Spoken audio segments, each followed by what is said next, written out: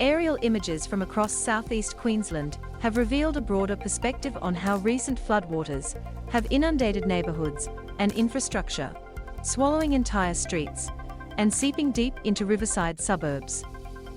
Here's a bird's-eye view of the places most heavily hit, both before and after the flood event that authorities have labelled a rain bomb. Bethania, Logan City.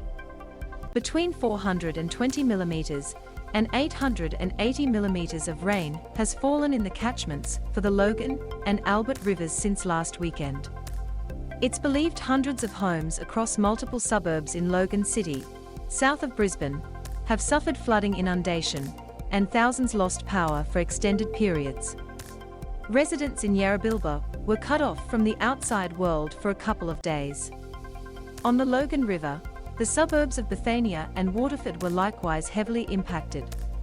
Bethania in Logan City in February 2022. Bethania in Logan City in the aftermath of the March 2022 floods. Tennyson and Rocklea, Brisbane. The low-lying areas of Rocklea and Tennyson in southwestern Brisbane have been heavily impacted by flooding in Oxley Creek, which can be seen snaking across the pictures below. Rocklea markets, adjacent to the Oxley Common flood plain, once more vanished deep under floodwaters this week. Hundreds of houses in Rocklea were also badly impacted by flooding, prompting a debate about whether Brisbane City Council should buy back the houses because they are so prone to flooding. Tennyson in Brisbane South on February 9th. Tennyson and Rocklea on Wednesday. The suburbs in Brisbane South are some of the capital's more flood-prone areas. Milton, Brisbane. Low-lying streets in the inner-city suburb were badly flooded by water from the nearby Brisbane River. Dozens of homes were flooded. This cut busy Milton Road in several places and also impacted Coronation Drive by the river, severely impacting traffic flow in and out of the CBD for several days. The inner-city river suburb of Milton on January 24, 2022. Milton on Wednesday, a day after the Brisbane River peaked. Gympie. This town north of the Sunshine Coast has experienced its worst flood in almost 130 years. The Mary River reached 22.8 metres on Sunday morning, 1 m higher than the 1999 flood and the most significant event seen in Gympie since 1893, according to the Bureau of Meteorology. At least 500 homes and 130 businesses were impacted by flooding. The riverside town of Gympie in May 2021. The Gympie region has seen extensive flooding already twice this year. Palm Beach, Gold Coast. Heavy rain across the Currumbin Valley and Tallebudgera Valley early this week caused a flood emergency on the southern Gold Coast. A man drowned after driving his car into a flooded section of Currumbin Creek Road on Monday.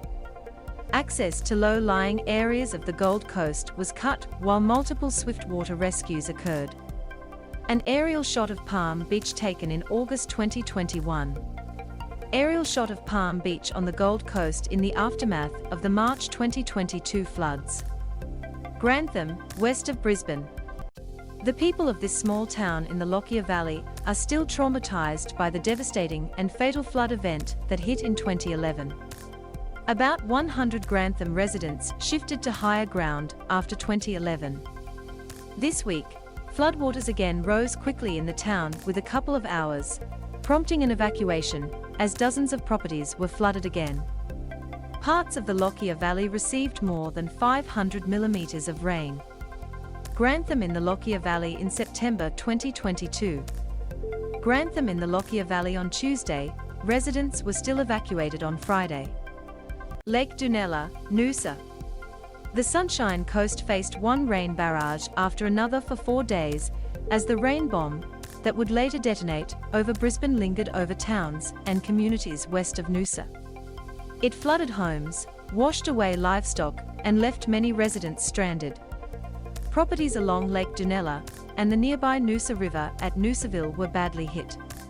The usually crystal clear waters of Lake Dunella in Noosa in September 2021